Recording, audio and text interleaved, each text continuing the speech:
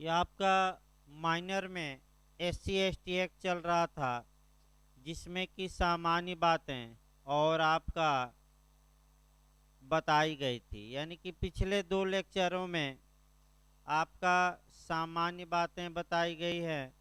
आपका अब SC ST को एक्ट को शुरू किया जाए।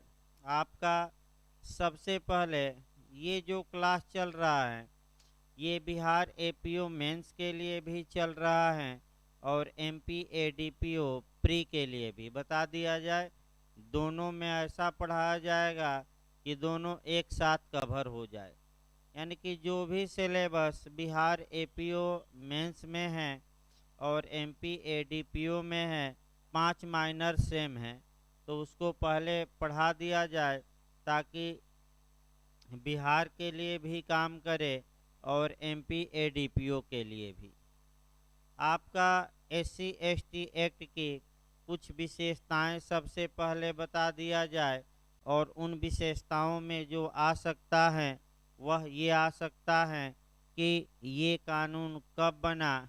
यानी कि दो बातें पहले पढ़ी जाती हैं, एक निर्माण की तिथि और दूसरा प्रवर्तन तिथि। यानी कि हम शुरू कर रहे हैं SC ST एक्ट 1989।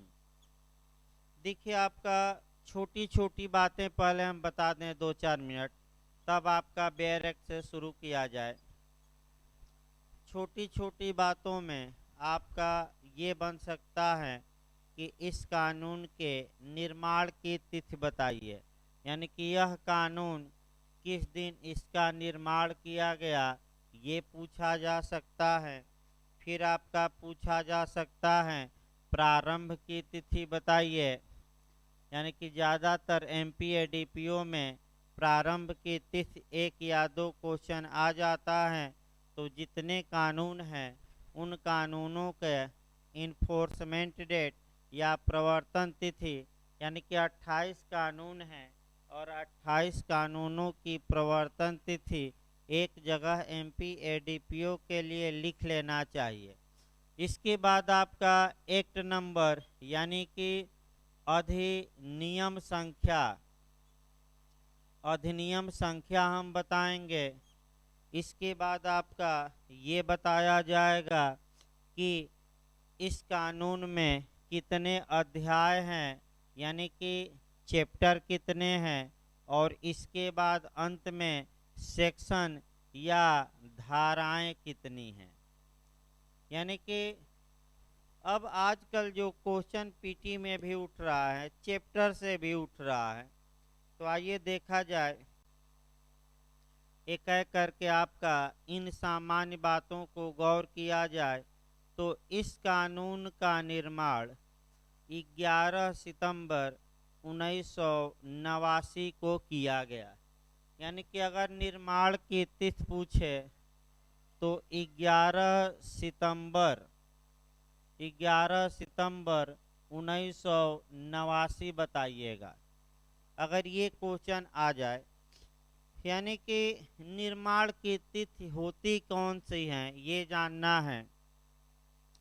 निर्माण की तिथि का मतलब ये हुआ कि जिस तारीख को किसी कानून पर राज्यपाल ने या भारत के राष्ट्रपति ने, या अगर स्वतंत्रता के पूर्व का कानून है तो गवर्नर जनरल या गवर्नर ने अपनी एसेंट प्रदान की थी, अपनी अनुमति प्रदान की थी, तो उसी डेट को उस कानून के निर्माण की डेट कहा जाता है। और ये जो डेट रहती हैं सामान्यतः प्रत्येक कानून में ऊपर दाहिने बगल पहले ही लिखी रहती हैं। लेकिन हमारा कॉन्स्टिट्यूशन या संविधान एक ऐसा कानून है जिसमें यह डेट आपका ऊपर न लिखकर प्रियम्बल में ही नीचे लिखी गई है। यानी कि संविधान का निर्माण कब हो गया, तो ये आपका अन्य कानूनों जैसे नहीं लिखा गया है, बल्कि इस बात का उल्लेख हमारे प्रियम्बल में संविधान के सबसे नीचे कर दिया गया है कि संविधान का निर्माण 26 नवंबर 1949 को हुआ। दूसरा पॉइंट आए प्रवर्तन तिथि या प्रारंभ की तिथि या लागू होने की तिथि, यानी कि SC/ST एक्ट कब से लागू हुआ। आपका कह सकते हैं कि ये आपका क्वेश्चन बन सकता है। तो आपका ये कानून कब से लागू हुआ, तो 30 जनवरी 1990 से। यानी कि अगर आपसे कोई पूछे कि SC/ST एक्ट का इन्फोर्समेंट डेट बताइए या प्रवर्तन तिथि बताइए या लागू होने की तारीख बताइए, तो वह जो तारीख है लागू होने की 30/1/1990, यानी कि 30 जनवरी 1990। 30 जनवरी 1990 को यह कानून लागू हो गया। अब यहाँ आपका क्वेश्चन बन सकता है कि जम्मू एंड कश्मीर संघ शासित प्रदेश में यह कानून कब लागू हुआ। ये क्वेश्चन बन सकता है कि क्या SC/ST एक्ट जम्मू कश्मीर राज्य में भी लागू है। तो आपका जवाब रहेगा यह कानून जम्मू कश्मीर राज्य में भी लागू है। तो आखिर कब लागू हुआ, वही डेट आपको याद रखनी है और लिख भी लेनी है। वह लागू हुआ 31/10/2019, 31 अक्टूबर 2019, यानी कि 31 अक्टूबर 2019 में इस कानून को जम्मू कश्मीर संघ शासित प्रदेश में भी लागू कर दिया गया। यानी कि वर्तमान समय में SC/ST एक्ट संपूर्ण भारत में लागू है, कोई राज्य अपवाद नहीं है। आगे बढ़ा जाए। अगला पॉइंट हम लिखे हैं एक्ट नंबर या क्रमांक संख्या या एक्ट नंबर या क्रमांक संख्या क्या है या अधिनियम संख्या क्या है। तो इस कानून का जो अधिनियम संख्या है वह 33 है, यानी कि 33 है। यानी कि SC/ST एक्ट का जो एक्ट नंबर है, अधिनियम संख्या है, वह 33 है, ये याद रखना है।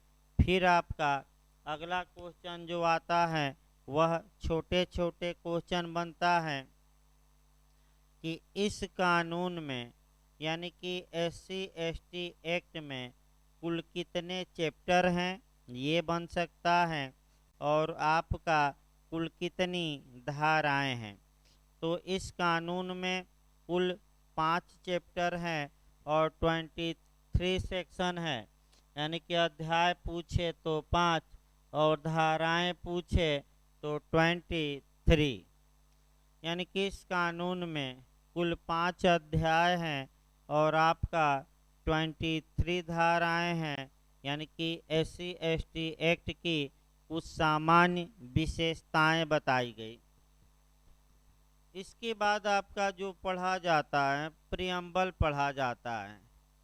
जब भी कोई कानून पढ़िए तो सबसे पहले उसका प्रियम्बल देखा जाता है, क्योंकि प्रियम्बल गागर में सागर भी कहा जाता है। किसी कानून की या कुंजी भी कहा जाता है। उद्देशिका में ही या प्रस्तावना में ही उन बातों का उल्लेख किया जाता है जिन बातों की पूर्ति के लिए, जिन उद्देश्यों की पूर्ति के लिए, जिस पर्पज की पूर्ति के लिए वह कानून बनाया जाता है। जैसे कि हमारा कॉन्स्टिट्यूशन किन उद्देश्यों की पूर्ति के लिए बनाया गया, इस बात का स्पष्ट उल्लेख हमारे संविधान के प्रियम्बल में दिया गया है। अतः प्रियम्बल संविधान की कुंजी कही जाती है, की कही जाती है। ये आपका बिहार में भी पूछा गया था कि संविधान की कुंजी किसे कहा जाता है, तो किसको कहा जाता है? प्रियम्बल को। तो प्रियम्बल में वे उद्देश्य दिए जाते हैं जिन उद्देश्यों की पूर्ति के लिए कोई कानून बनाया जाता है। तो आखिर SC ST एक्ट का मुख्य उद्देश्य क्या था? यह कानून किन उद्देश्यों की पूर्ति के लिए बनाया गया, इसका उल्लेख इस कानून के प्रियम्बल में दिया गया है। देखिए प्रियम्बल, अनुसूचित जातियों और अनुसूचित जनजातियों के सदस्यों पर अत्याचार का अपराध करने का निवारण करने के लिए, यानी कि SC और ST के प्रति जो अत्याचार किया जाता है उसको रोकना, निवारण करना मतलब कि प्रिवेंट करना, यानी कि उसको रोकना। दूसरा, ऐसे अपराधों के विचारण के लिए, यानी कि तेजी से ऐसे मामलों में फैसला हो, इसके लिए विशेष न्यायालयों और अनन्य विशेष न्यायालयों का गठन करना, यानी कि स्पेशल कोर्ट बनाना ऐसे मामलों के ट्रायल के लिए। और अनन्य स्पेशल कोर्ट का मतलब यह हुआ कि वह न्यायालय केवल और केवल SC ST एक्ट के मामले ही देखेंगे। ये भी आपका बिहार APO मेंस में भी काम करेगा कि विशेष न्यायालय या अनन्य विशेष न्यायालय कैसे गठित किए जाते हैं, तो ये आगे बताया जाएगा। अगला देखिए उद्देश्य, तथा ऐसे अपराधों से पीड़ित व्यक्तियों को राहत देने और उनके पुनर्वास तथा उससे संबंधित या उससे आनुषंगिक विषयों का उपबंध करना, यानी कि जो SC ST के सदस्य अत्याचार से पीड़ित हैं तो सरकार उनका पुनर्वास करती है और पीड़ित को प्रतिकर मुआवजा देती हैं, यानी कि सरकार पीड़ित को कंपसेशन भी देती है। तो कैसे कंपसेशन दिया जाएगा, आपका इस बारे में भी कानून प्रावधान करता है। और SC ST के प्रति अत्याचार से संबंधित अन्य विषयों को भी इस कानून में समाहित किया गया है। इस प्रकार आपका प्रियम्बल समाप्त हुआ। प्रियम्बल के बाद आ जाइए अध्याय 1 प्रारंभिक। जहाँ तक अध्याय 1 की बात है, अध्याय 1 में सामान्य बातें दी गई हैं, प्रारंभिक बातें दी गई हैं। प्रारंभिक बातों में जिन बातों का उल्लेख रहता है, 2-3 बातों का ही उल्लेख रहता है। पहली बात रहती है आपका उस कानून का नाम, विस्तार और प्रवर्तन। और दूसरा जो मुख्य रूप से दिया रहता है प्रारंभिक बातों में, कुछ डिफिनीशन दी जाती हैं, यानी कि कुछ परिभाषाएं दी जाती हैं। तो SC ST एक्ट के अध्याय 1 में जो प्रारंभिक बातें दी गई उसमें भी आपका कुछ परिभाषाएं मिलेंगी और संक्षिप्त नाम, विस्तार और प्रवर्तन तिथि मिलेगी। तो सेक्शन 1 से भी MP ADPO में क्वेश्चन बन सकता है। बिहार मेंस में तो मुश्किल है आपका, लेकिन आपका MP ADPO में क्वेश्चन बन सकता है। देखिए आपका धारा 1 सेक्शन 1 शुरू किया जाए। संक्षिप्त नाम, विस्तार और प्रारंभ। देखिए पहला खंड, इस अधिनियम का संक्षिप्त नाम अनुसूचित जाति और अनुसूचित जनजाति अत्याचार निवारण अधिनियम 1900 1989 है, यानी कि शॉर्टकट में इसे कहा जाता है SC/ST एक्ट 1989। दूसरा, इसका विस्तार संपूर्ण भारत पर है। यहाँ से आपका क्वेश्चन बन सकता है। वैसे सामान्य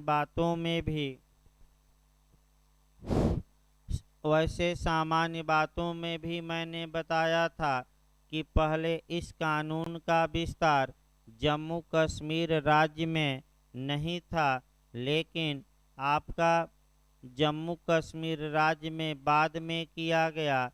अब जम्मू कश्मीर राज्य नहीं कहेंगे, बल्कि जम्मू कश्मीर संघ शासित प्रदेश कहेंगे। तो कब विस्तार किया गया? तो 31/10/2019 को, अर्थात 31 अक्टूबर 2019 को यह कानून जम्मू कश्मीर राज्य में भी लागू कर दिया गया। तीसरा पॉइंट देखिए, यह उस तारीख को प्रवृत्त होगा मतलब लागू होगा, प्रारंभ होगा, जो केंद्रीय सरकार राजपत्र में अधिसूचना द्वारा नियत करे। अर्थात प्रारंभ की तिथि या प्रवर्तन तिथि, ये भी पूछ सकता है।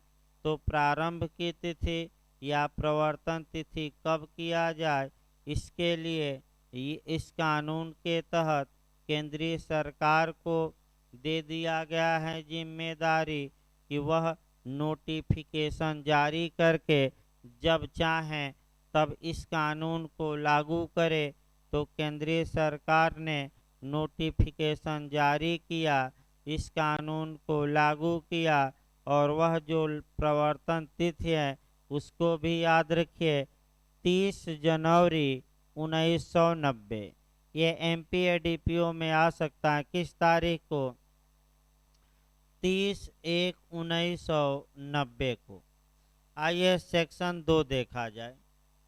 सेक्शन 2 में कुछ डिफिनीशन दी गई है, यानी कि धारा 2 में कुछ परिभाषाएं दी गई हैं। ये परिभाषाएं भी काफ़ी महत्वपूर्ण है। बिहार APO मेंस में कुछ टिप्पणी में लिखने के लिए परिभाषा भी आ सकती है, उसको हम थोड़ा डिटेल में बताएंगे कि कौन सी परिभाषा आ सकती है। लेकिन देखिए, आपका सेक्शन, जो लोग MPADPO देना चाहते हैं, इन परिभाषाओं को अभी से तैयार रखें। देखिए आपका क्या कहा गया है, इस अधिनियम में जब तक कि संदर्भ से अन्यथा अपेक्षित न हो। इसका मतलब ये हुआ कि धारा 2 में जिन शब्दों को परिभाषित किया गया है, यदि वे शब्द इस कानून में धारा 3 से लेकर 23 तक में कहीं आते हैं, तो उनका मतलब वही निकाला जाएगा जो धारा 2 में दिया गया है। यदि विधायिका का इरादा ये हो कि हम धारा 2 की परिभाषा से भिन्न परिभाषा दें, तो स्पष्टली उस सेक्शन में उस शब्द को अलग से डिफाइन किया जाएगा। अगर अलग से डिफाइन नहीं है तो ऐसी दशा में सेक्शन 2 की परिभाषाएं अप्लाई करेंगी, ये याद करना है। देखिए आपका कौन कौन सी परिभाषा दी गई है। पहली 2A में आपका अत्याचार को परिभाषित किया गया है। एट्रोसिटी या अत्याचार, ये क्वेश्चन आ सकता है, क्योंकि इसी अत्याचार को ही लेकर सब कुछ इस कानून में किया जाएगा। एट्रोसिटी या अत्याचार, यानी कि यह कानून मुख्य रूप से इसी अत्याचार को लेकर ही बना है। आपका SC/ST के प्रति अत्याचार का अपराध होगा उसके लिए कैसी प्रक्रिया अपनाई जाएगी और क्या होगा, यही मुख्य बातें इस कानून में बताई भी जाएंगी। तो पहली परिभाषा एट्रोसिटी या अत्याचार की दी गई है। तो पहला क्वेश्चन प्री में भी बन सकता है एमपीएडीपीओ, और ये क्वेश्चन बिहार मेंस में भी बनने के चांस हैं कि अत्याचार से आप क्या समझते हैं, उसको परिभाषित करिए और अत्याचार के लिए दंड कितना है बताइए। तो आपका जवाब रहेगा SC/ST एक्ट की धारा 2A में अत्याचार को परिभाषित किया गया है। और अत्याचार का मतलब देखिए, अत्याचार से धारा 3 के अधीन दंडनीय अपराध अभिप्रेत हैं। इसका मतलब ये हुआ कि जिन अपराधों को धारा 3 के तहत दंडनीय बना दिया गया है उन्हें ही अत्याचार का अत्याचार कहा जाएगा। अब सेक्शन 3 मेंस के लिए अभी बताया जाएगा आगे।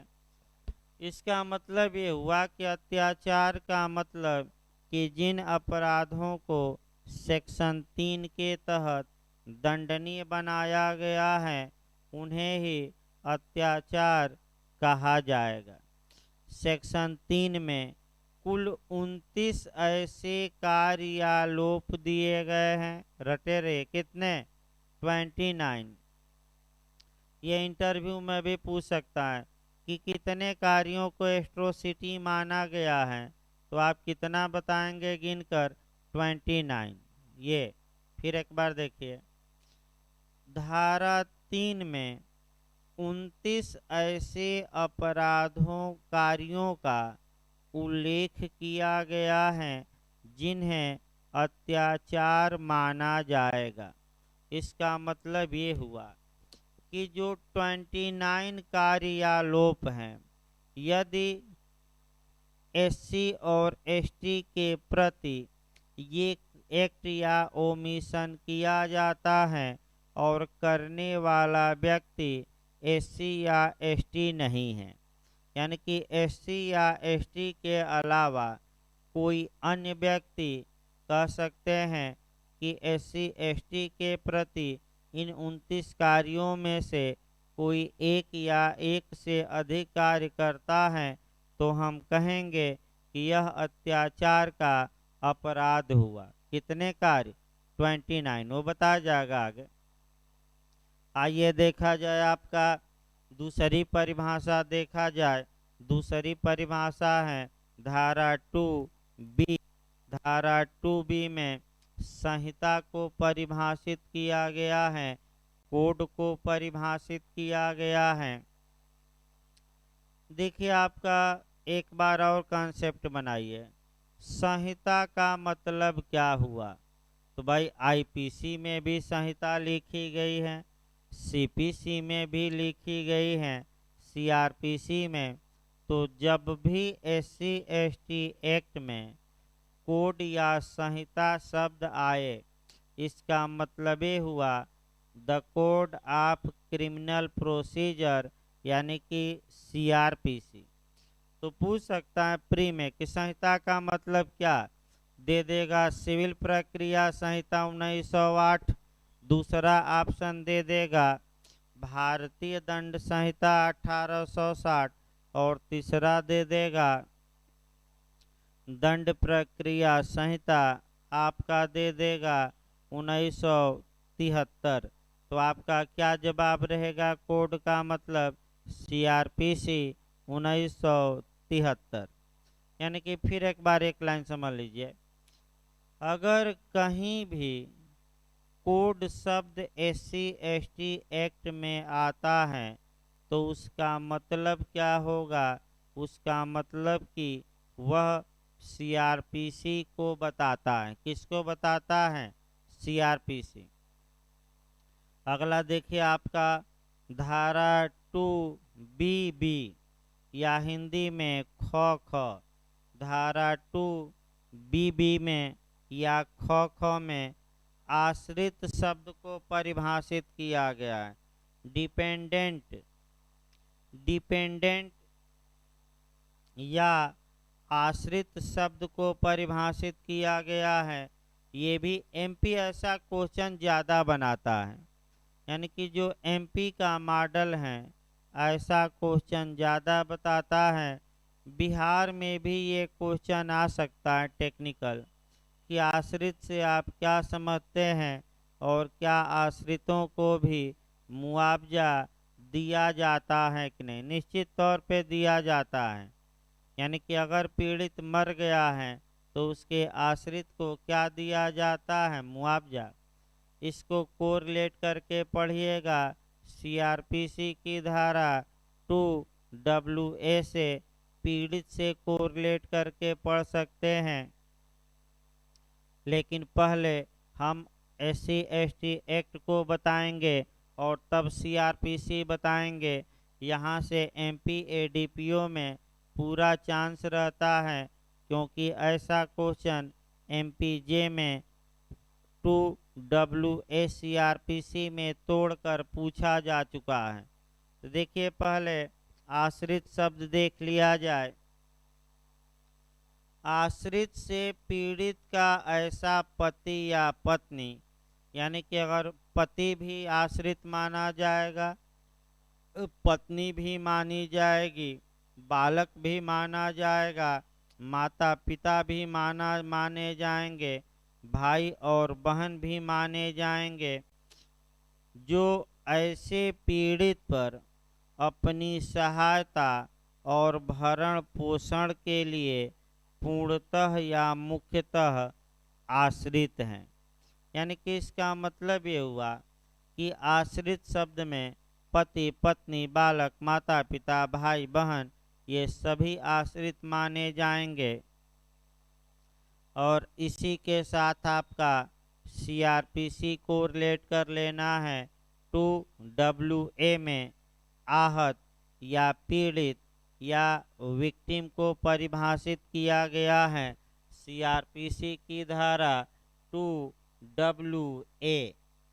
और आपका पीड़ित में कौन कौन शामिल है, तो जिसे क्षति हुई है वो शामिल हैं, उसका उत्तराधिकारी शामिल हैं, यानी कि उसके उत्तराधिकारी, और तीसरा उसका गार्जियन, यानी कि ऊपर की भी पीढ़ी नीचे की भी पीढ़ी ये पीड़ित मानी जाएगी। आइए अगला चला जाए। आपका परिभाषा में देखा जाए धारा 2 आपका BC, यानी कि धारा 2BC, इसमें आपका जो परिभाषा दिया गया है आर्थिक बहिष्कार, इकोनॉमिक बाइकाट, आर्थिक बहिष्कार। देखिए, बहिष्कार आपका कैसे हो सकता है।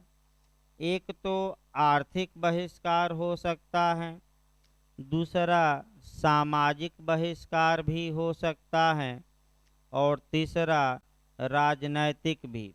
लेकिन इस कानून में केवल 2 बहिष्कार का उल्लेख किया गया है, और वह बहिष्कार का उल्लेख है एक आर्थिक बहिष्कार और दूसरा सामाजिक। अब पहले सामान्य बातें समझिए, तब आपका इसको बताया जाए, क्योंकि ये भी काफ़ी महत्वपूर्ण है। देखिए, आर्थिक बहिष्कार का मतलब ये हुआ कि SC/ST के सदस्य होने के नाते किसी व्यक्ति से संविदा न करना, उसे नीलामी में भाग न लेने देना, या व्यापार में उसको न जोड़ना, या व्यापार से उसको रोक देना, मात्र इस कारण से कि वह किसका सदस्य है, SC/ST का। मुख्य रूप से अभी सामान्य बातें चल रही, इसे हम आर्थिक बहिष्कार कहेंगे। और सामाजिक बहिष्कार का मतलब ये हुआ कि समाज द्वारा बहिष्कार करा देना, यानी कि यह SC/ST का सदस्य है तो इसे जाति भोज में नहीं बुलाया जाएगा, सम्मेलन में नहीं बुलाया जाएगा, इसे वोट नहीं दिया जाएगा इत्यादि, ये या होटल में नहीं जाने दिया जाएगा या पार्क में नहीं जाने दिया जाएगा, जो ये इत्यादि बातें हैं ये सोशल बाइकाट से जुड़ी हैं।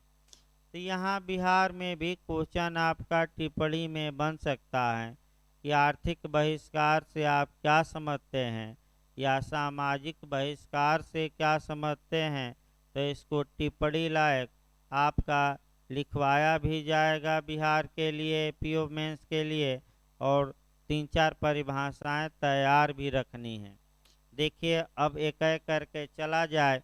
आर्थिक बहिष्कार SC/ST एक्ट की धारा 2B(C) में, यानी कि 2 ख ग, हिंदी में ख ग में आर्थिक बहिष्कार को परिभाषित किया गया है।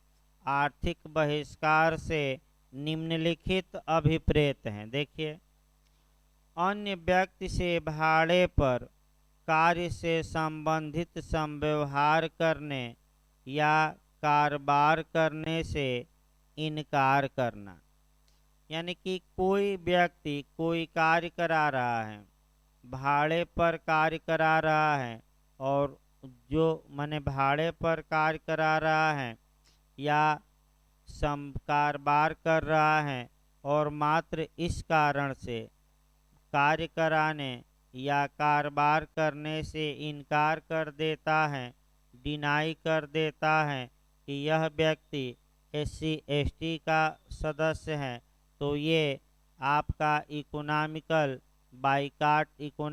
बाइकाट या आर्थिक बहिष्कार माना जाएगा। दूसरा है अवसरों का प्रत्याख्यान करना, जिनमें सेवाओं तक पहुंच या प्रतिफल के लिए सेवा प्रदान करने हेतु संविदाजन्य अवसर सम्मिलित हैं। यानी कि अवसरों का प्रत्याख्यान करना, इसका मतलब ये हुआ कि आप किसी से भी कार्य करा सकते थे, लेकिन आपने उस अवसर पर आपने कार्य कराया और SC/ST का कोई सदस्य था, उससे कार्य कराने से इनकार कर दिए। हाँ, चाहे यानी कि प्रत्याख्यान माने डिनाई करना माने इनकार करना, या आपका सेवा प्रदान करने हेतु संविदाजन्य अवसर भी इसमें सम्मिलित हैं। यानी कि आप किसी व्यक्ति को सर्विस में कॉन्ट्रैक्ट पर रख सकते थे और मात्र इस कारण से आप नहीं रखे कि यह व्यक्ति SC/ST का सदस्य है, अतः हम कॉन्ट्रैक्ट में नहीं रखेंगे सेवा में इसको कॉन्ट्रैक्ट बेसिस पर, तो ये भी आर्थिक बहिष्कार माना जाएगा। अगला देखिए, ऐसे निर्बंधनों माने प्रतिबंधों, ऐसे निर्बंधनों पर कोई बात करने से इनकार करना जिस पर कोई बात कारोबार के सामान्य अनुक्रम में सामान्यतः की जाएगी। इसका मतलब ये हुआ कि कोई बात कारोबार के अनुक्रम में सामान्यतः की जाती है और आप इनकार कर रहे हैं करने से मात्र इस कारण से कि वह व्यक्ति SC/ST का सदस्य है, तो कारोबार के सामान्य अनुक्रम में भी मैं ऐसा नहीं करूँगा, तो ये आर्थिक बहिष्कार या इकोनॉमिक बाइकाट माना जाएगा। अगला देखिए आपका, ऐसे वृत्तिक या कारोबार संबंधों से प्रतिविरत रहना जो किसी अन्य व्यक्ति से रखे जाएं। इसका मतलब ये हुआ कि कोई प्रोफेशनल पेशा है या कारोबार है, आम लोगों से तो आप कर रहे हैं, लेकिन मात्र इस कारण से कि यह व्यक्ति SC/ST का सदस्य है, आप उससे वृत्तिक व्यवहार नहीं कर रहे हैं, न ही कारोबार कर रहे हैं, तो ये भी आर्थिक बहिष्कार माना जाएगा। प्रोफेशनल, जैसे कि आपका प्रोफेशनल जो कारोबार है, आपका वकालत का पेशा हो गया, डॉक्टरी का पेशा हो गया, अध्यापक का पेशा हो गया, इंजीनियर का पेशा हो गया इत्यादि, ये प्रोफेशनल वर्क माने जाते हैं। और आपका ये वृत्तिक या प्रोफेशनल, और आप लोग LLB पढ़ते समय प्रोफेशनल एथिक्स पढ़े होंगे, उसमें अधिवक्ता के कर्तव्यों का उल्लेख किया गया होगा। और अधिवक्ता का क्या क्या कर्तव्य हैं, क्या जाति धर्म और बिरादरी देखकर भेदभाव करे कि न करे, तो भेदभाव न करे। आपका आगे देखा जाए, आपका अगली परिभाषा आपकी है धारा 2BD, अनन्य विशेष न्यायालय, एक्सक्लूसिव स्पेशल कोर्ट। देखिए, अनन्य विशेष न्यायालय, इसको थोड़ा समझने का प्रयास करिए। अनन्य विशेष न्यायालय पूछ सकता है कि कहाँ परिभाषित है, तो धारा 2BD स्मॉल में, धारा 2BD, अनन्य विशेष न्यायालय कौन से न्यायालय होते हैं। दूसरा, इंटरव्यू में भी आ सकता है। तो अनन्य विशेष न्यायालय का मतलब ये हुआ कि ये जो न्यायालय हैं, ये केवल और केवल उसी मामले को देखते हैं, या केवल और केवल उसी मामले की सुनवाई करते हैं। अर्थात सरकार चाहे तो ऐसे न्यायालय गठित कर सकती हैं जो केवल SC/ST के प्रति अत्याचार के मामले ही देखेंगे, अन्य मामले नहीं देखेंगे। ये कौन कर सकती हैं, तो सरकार कर सकती हैं। अब आपका क्वेश्चन देखिए कहाँ से बन सकता है। अनन्य विशेष न्यायालय की परिभाषा कहाँ दी गई है, तो धारा 2BD, यानी कि हिंदी में ख घ, हिंदी में क्या कहेंगे, ख टू ख घ।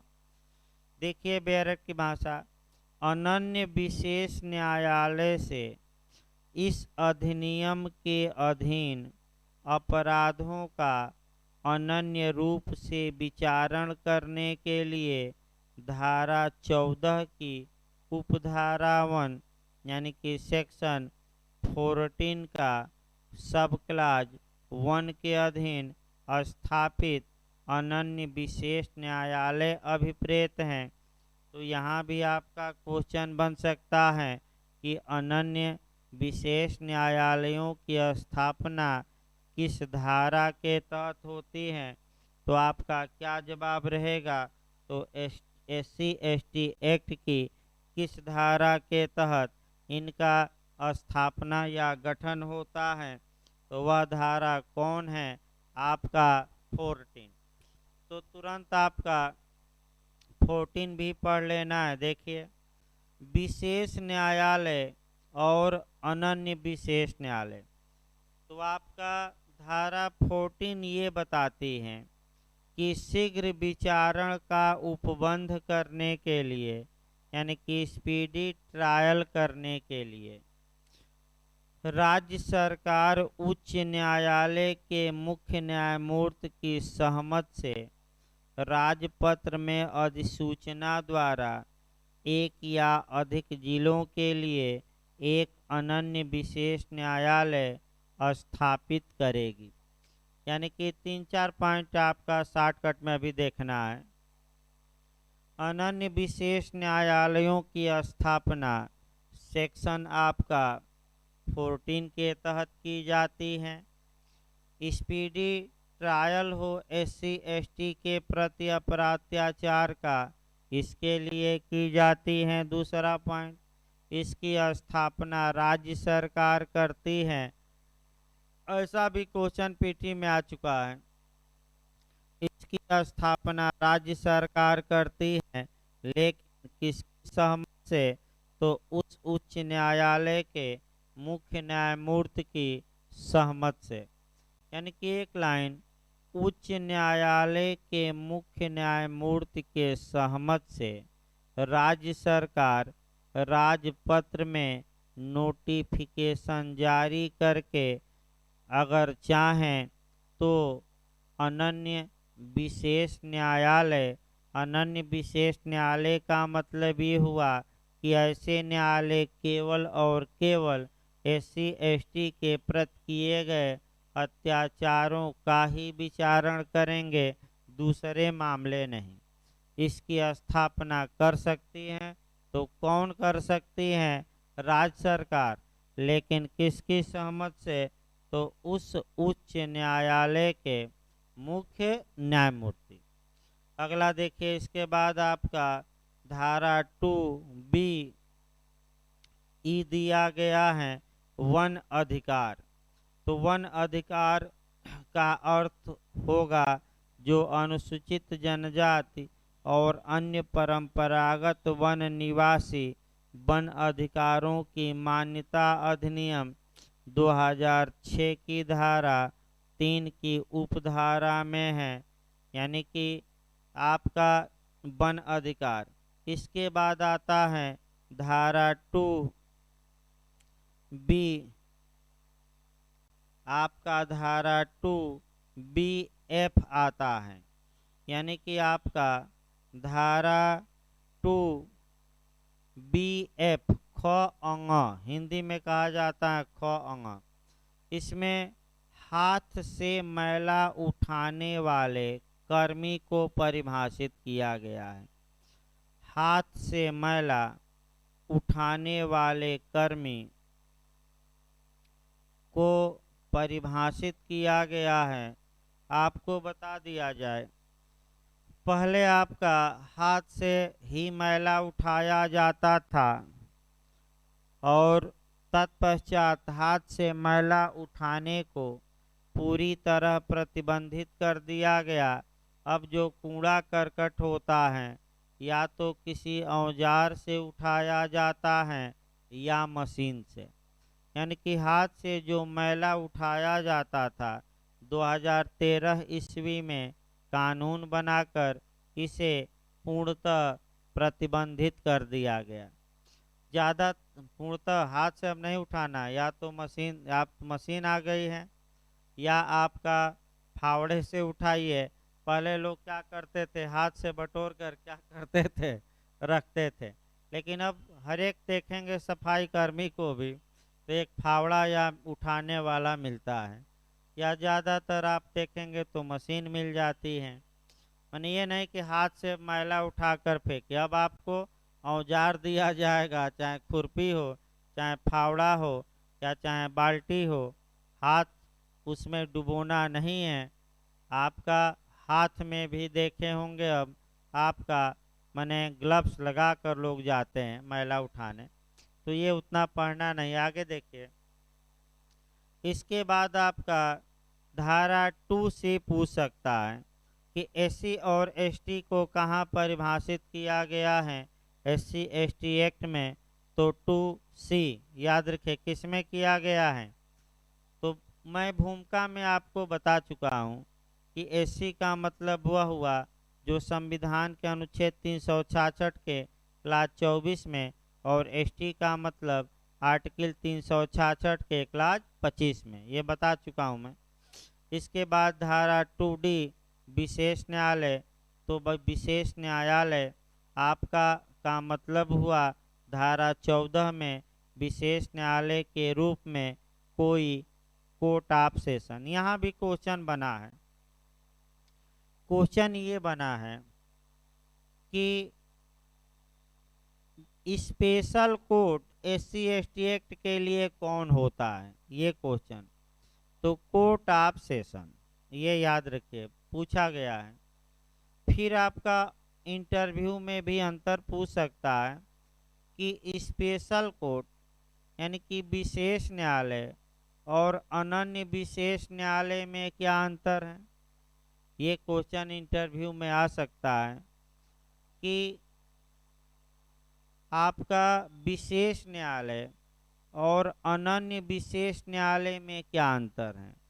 तो आप ये बताएंगे, जो विशेष न्यायालय होता है आपका, वह SC/ST एक्ट के भी मामले देखता है और अन्य मामले भी देखता है, लेकिन जो अनन्य विशेष न्यायालय होते हैं वह केवल SC/ST एक्ट के ही मामले देखेंगे, दूसरे मामले वे नहीं देखेंगे। ये आपका पूछ सकता है।